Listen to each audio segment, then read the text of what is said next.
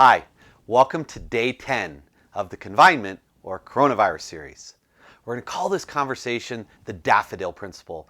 And I had a chance today to work with one of my clients that is going through all of the experiences I think that many of us are going through. They're a very large business with hundreds and hundreds of employees, and many of them had to be furloughed, and they're restricted in their business they can do, and people are struggling, and it's just been a brutally difficult week. And today we had a Zoom call where we had many of the employees, their families, their friends, all on to talk about what I'm going to share with you today. Now, we had an hour and we've only got about 10 minutes, so shortened version, but I'm going to call this the Daffodil Principle, and this is why.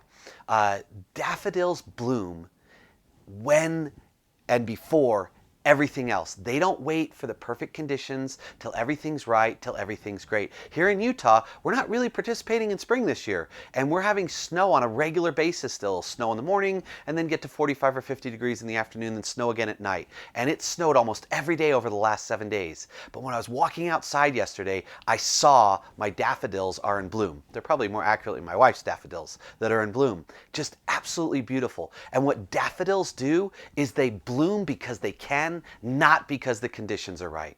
They don't have to wait for summer to get here and summer to have everything in the perfect sun and the right amount of light and everything. As soon as they possibly can, they bloom. Even when it's going to snow tomorrow, even if after they have this beautiful bloom, it snows on them, they shake the snow off and keep going. I call that the Daffodil Principle. Most of us are faced with incredible amounts of uncertainty, anxiety, difficulty, and struggle. And many of us are on the edge. Many of us it's one thing after another, and our patience wears thin, our kindness wears thin, our love wears thin. And we end up, as I said in a couple of these other videos, we make enemies out of the people that we love. I'll give you a great example of what's going on. Just this afternoon, I was dropping off a package to mail some stuff to some people that needed to get out today, and as we're walking back out, I notice that in the parking lot, there's a person that's trying to park into the handicap zone. And that, it looked like a relatively, young, healthy person in a Camaro. And I'm trying to walk out of the way quickly so they can park in. And they kind of pulled in really close to me. And I could tell I was stressed about different things I was trying to do and what I wanted to get done and getting home in time to make this video and get it out for today. And I looked at my wife and I go, I can't believe that. Look at that guy. He's in a Camaro with a handicap sticker.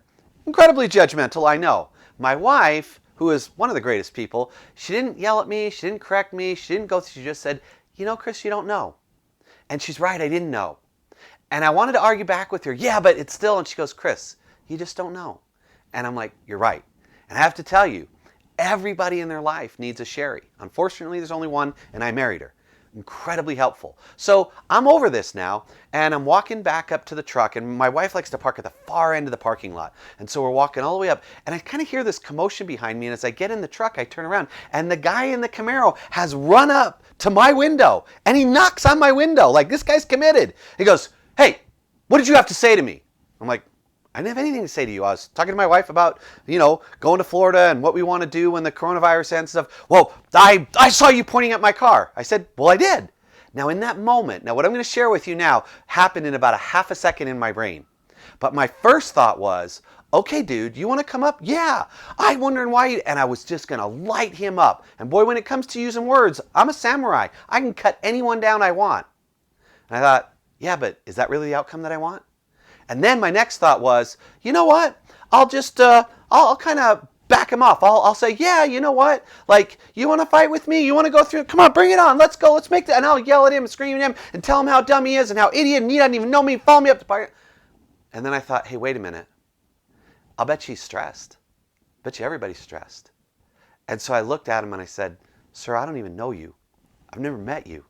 And in 5 seconds, I'm going to pull away and I'm never going to see you again. Well, I just thought you were talking about me. I said, nope, I was just talking to my wife, looking about what we want to do. Sorry if it got misinterpreted. Have a great day. He goes, okay, and walks away. Now, all that happened in a fraction of a second. Here's the question I want you to keep in mind. What is the outcome you're looking for?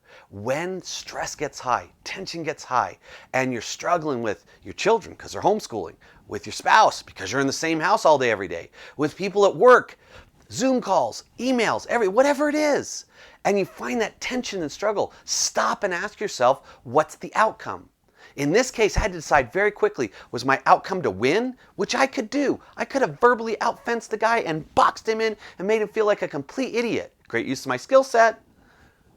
I could have decided my outcome is to be right. I'm going to prove to him that he ran after me in the parking lot. There's no way he needs to have a handicap sticker in his car. And there's no way that if he's handicapped, he's driving a thing, and prove that he is a selfish person manipulating the system, trying to make it go. And what would that accomplish? Am I going to help make the world better? Is that relationship going to get better? Is he going to be better? Will his life be blessed because he came in contact with me? No, my outcome is, and that's what I'm trying to do in each interaction, is how can I be helpful? How can I take 30 years of what I've learned, what I've spent my life trying to help teach people, so that the way I show up in the worst, most tense situations, I can show up in a way that gets people to be helpful. And quite frankly, one of the major reasons I could do that was because as I'm walking from that parking lot, from that parking spot up to our thing, I had a Sherry. I hope you have a Sherry in your life. Someone that you can count on to love, support, and help you. More importantly, I hope you can be a Sherry for someone. So as you go through, I want you to keep in mind this. Most people do the best they can with the resources they have. And if they're not showing up as loving, kind, helpful, it's because they are lacking resources. They're in unresourceful states. People need most what they deserve the least.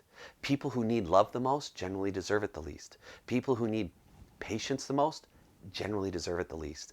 People who need kindness the most usually deserve it the least. In these moments of stress, as you're looking at this pandemic, this unbelievable thing that's happening to us, in your home life, in your work life, with the people you love, with your friends, virtually over Skype, in person when you're with people, show up with this thought. What's the outcome I'm trying to achieve? Well, one of the outcomes I'd ask you to look at is, what if we all focused on giving people what they need and not what they deserve? If you're a person of faith and you have some sense of a God or a higher being, isn't that what you want? I really hope for my life, for my sense, is I don't want what I deserve, because oftentimes what I deserve is a 2x4 upside the head.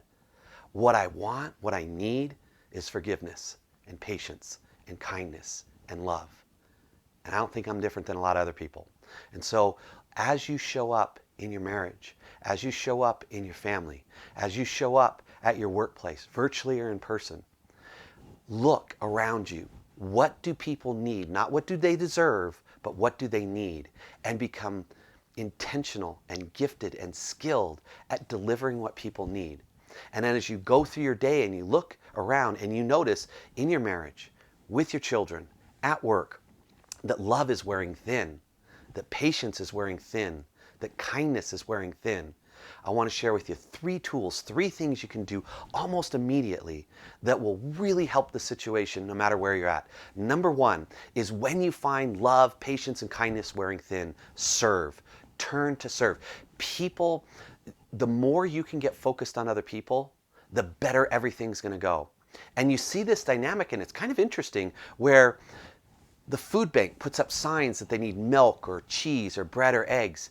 The first people generally to donate are those who have just gotten out of poverty themselves.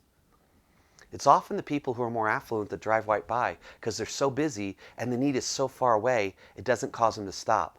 But that family that's just gotten out of poverty, that's just gotten a good job, they're the first ones to give a gallon of milk, a loaf of bread, or a carton of eggs. And the reason? They remember what it felt like. That experience is still very close for them. Some of the best sponsors in Alcoholics Anonymous are the people that have recently gotten sober. Why? Because they remember being homeless. They remember living in their car. They remember the pain. It's still very close to them. So when you find love wearing thin, patience wearing thin, kindness wearing thin, look for ways to serve. In the workplace, you may have someone that you can't even get in physical contact with, right? Because of different regulations or who's at work and who's not. Or they may be doing a kind of job that you just can't do. I'm terrible at Excel spreadsheets. If I walked by someone and they were working on a spreadsheet, there's nothing I can do. But if I can see they're pulling their hair out and I can see they're struggling, I sure as heck can walk downstairs, go over to the vending machine, pop 50 cents in there, grab a Diet Coke, come back and give it to her and say, "Hey, Sally, here's a Diet Coke. It's not much, but it's all I can do to help." There's always a way that you can serve when you can turn from inward focused and your pain and what's struggling and outward focused. What do people need? Second thing is continually ask yourself, what's my outcome? When you get in a fight with your spouse, is your outcome to win? Is your outcome to be right? Or is your outcome to be loving, to be forgiving, to be kind, to be patient? What is your outcome? So every time you feel that stress start to come in, you know when the anxiety builds up, the stress builds up, the anger builds up, you start to feel your body just filling up with that? Stop and ask yourself, hey, wait a minute, what's my outcome here? My outcome is to be helpful. Does that make sense? Not necessarily successful, to be helpful. Look for ways not to win and not to be right, but to be helpful. What do they need? And I guarantee you, almost all the time, they need love. They need patience. They need kindness. And they need forgiveness. If there was ever a time to be super over the top forgiving, this is that time. Don't give people what they deserve. Give people what they need. When we get concerned about our children, about our spouse, about our country, about our community, about our family, about our work, oftentimes as a parent, that concern comes out as fear and anger and anxiety, and that concern doesn't come out as love. Sure, you love them, but what our children hear from us, what they experience, is anger and frustration and anxiety and this deep sense of fear. At work, as managers and as owners, we're struggling to figure out how we're going to survive this. And the concern for our employees comes out as anger and fear and anxiety. Make sure that your concern comes out as love. Well, one of the best ways to do that is to continually ask yourself, how can I serve? What is my outcome? Number 3, third tool, use the Daffodil Principle. Bloom because you can. Don't wait for the time to be right. Don't wait for conditions to get great. Don't wait for her to apologize first. Don't wait for him to make the first step. Lead with love. Be the first to forgive. Be the first to love. Be the first to exercise patience. Be the one to lead with kindness, not because they deserve it, not because they started it, not because it's fair, but because it's what's needed. Can you imagine if you got your family together, you got your work group together, and then we get our communities together and we decide that we are going to lead with love. We are going to give people what they need and not what they deserve. And as a result, we can show up and our focus and our outcome is how to be helpful. At the end of the day, it's not what happens that matter.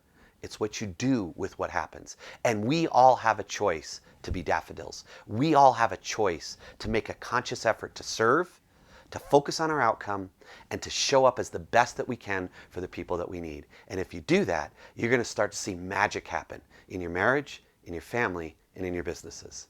And that's the Daffodil Principle.